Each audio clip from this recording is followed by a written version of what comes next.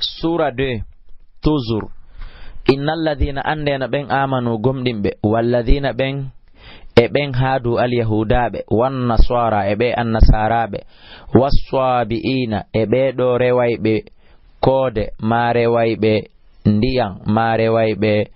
na'i marewaybe gitel ko be wete aswaibin be do fo man amana billahi kala gomdin do Allah gomdinal sellungal wal yawmil akhir e nyalande sakkitinde nden wa amila ogolli salihan golle mojje falam harayno dan be ajurum joddi mabbe ni inda rabbihim nokku ka jomi mabbe wala khawfun alayhim kulul fawakibe wala hum be wonal yahzanuna sunoytobe. Wa idha akhadna an tetmande men nangono mithaqakum ahadi mondin toujours ko bani israila Allah woni yewtudude mum ko andingol en fi problem ji événement ji ko feƴƴindin e mabbe kono ko wiwden kon ko nebuda gerdude mo muyana ka pewal on o fewata ko nebuda dowtude mo mara suuda yiltoto o natali wa rafa'ana min banti fawqakum sengodo mo attura fellongo khudhu nangema atainakum konko min okkiyum bi quwwatin wondude sobe wadhkuru janto don ande to ma fi kon e dermo la'allakum hino gasano tattaquna hulay Allah.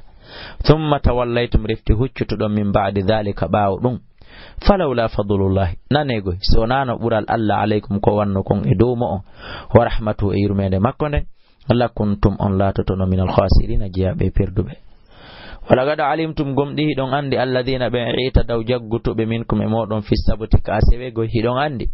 faqulna lahum inna bekunu la taqiradatan kulaji khasiina dehi diredo issa jutu do kadi hino don on artega contact ji faja'alnaha men wadi den lette nakalan yagginirde lima bayna yadayha bembe dum wadi e yeso mo wama khalfaha e ben iwtirbe bawo mo wa mau'izatan e waju lil muttaqina wonande hulobe Allah be. Wa idh qala Musa ante to manan nabi Musa makanno li qawmi be makko ben inna allaha no Allah ya'murukum o yamiri on antadbahu nde hirsoton bagaratan nagge ako finge nagge do wadi hasi suratu bagara wi a bagara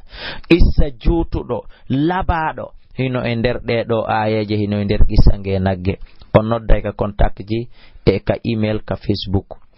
galo be wi atattakhiduna ene a jogitoto men huzuwan jalnuri galo wi a'udhu billahi min muluri Allah an akuna ndemilato minal jahilina jihado e majjube qala be udu lana rabbaka atorano men jomma yubayyin lana yo bangena men mahiya ko hengena gemen hirsata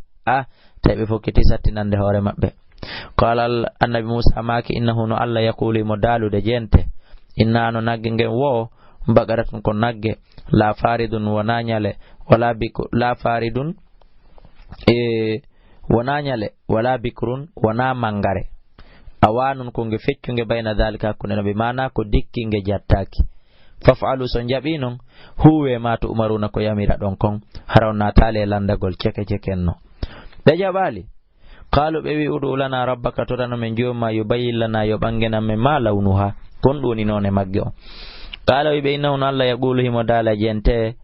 inna nagge ngem bagaratun ko nagge safra u soydunge ko wiete soydunge ko couleur jaune faaqi on soye safra u ko soydunge faaqi on soye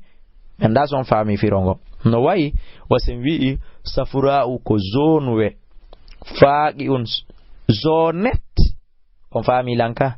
lawnu ha none magge on tasurrun nazirina hino hawna darobe sabu ko laba ko menen meden wi o couleur ngena gedo menen meden wi adun ka amen meden wi adun do naawe kono men noddirta nge qalu be inni udu lana rabbaka torana men joma tuzur yubayyin lana yo bangena men mahiya ko hongun enagge innal baqara ande no nayi tashabaha ino nandi mo yalaina ka amen do wa inna menen no inshallah se Allah jabi la muhtaduna men feway goy men waday ko men wi'a kon qala be innahu no Allah yaqulu himo dalude innaha no nagge nge baqaratun ko nge nagge la dalulun wona deltange tusirul arda nge no rema leydi nge rema li sarin ha hande wala tasgil harsa nge yarnali remuru ha hande musallamatun ko nge hisunge dido fo la shiyata fiya epika di wadere alay magge ka wi'a don ko nawe nawet ko netewe netet qalu be wi al'ana awajon non de tawno satti jiita addibi lakki goga kan fadabahu ha be hirsinge non joni he qur'ani wa makadu haribe balgo yafaluna de be huwata ko babe tay fere ala wa id qataltum andite tumande warno ɗon nafsan wonki faddara'atum poɗodirɗum fiya fiki wonki moƴƴa wallahu tawi noon Allah mukhrijun o yaltinayi ma kuntum konko laati ɗon taktumunay ɗon suuda fa qulname wi idribuhu piire fure on bi ba'diha yoga e tew ngun ɓe piiri fure on tew ngun yoga e tew ngun ko honɗum e yoga on nodday ka numéro téléphone ji fure on immiti woli kombo wari ɗum kadhalika ko wanuni yuhyi llahu Allah wurnitirta al mawta mayɓe ɓen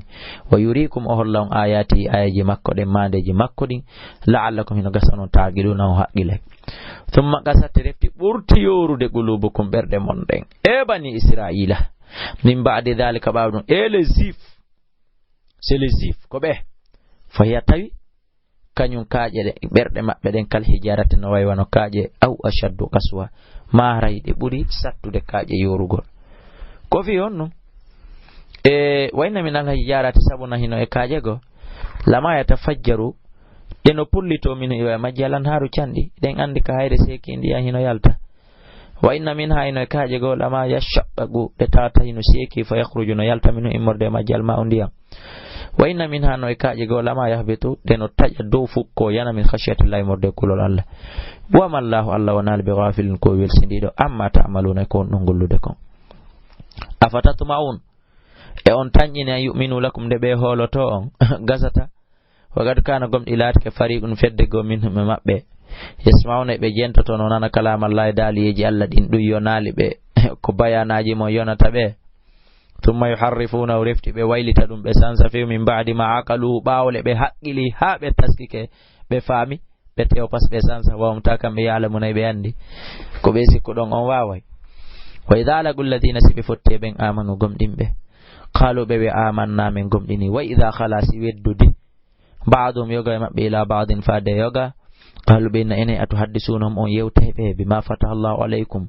ɗe ɗipiji ko Allah udditi e hoore mon liyuhajjukum bihi fiyo ɓe wenjiri on ɗum inda rabbikum nokku ka joomi mon afala taqiluna e on haqqilta ɓe wi'indirana ɗum hakkundeji maɓɓe kala qissaji ko woni kon e nagge ngen fi nagge ngen e fi o ɗo fure e o aya sakkitoro mo janguɗen ɗo qissaji juutuɗi labaɗi noye mum kono o darsuɗo ko fi amen menen ekkitotoɓe min heɓi wolude ɗo qissa waɗatake ɓa menen si qissa waɗama ɗo qissa on waɗe haray min yejjiti hay ka honto wona taw ɗo ko fi amen menen naɓoɓe lawol aranol ngol kala tawɗon humpa qissaji ɗin eno ɗo numéro téléphone ji ɗin 628 60 53 09 même numéro e réseau ji lagini ɗin fo si wona areba hino email kadi no woodi ka Facebook ila elhaji abdoullahi kala @yahoo.fr hara yiltoɗen kadi rewtoɗen o darsuɗo ha faame musidɓe julɓe pere ngel duttanan en ɗo sabu fanɗude gandal won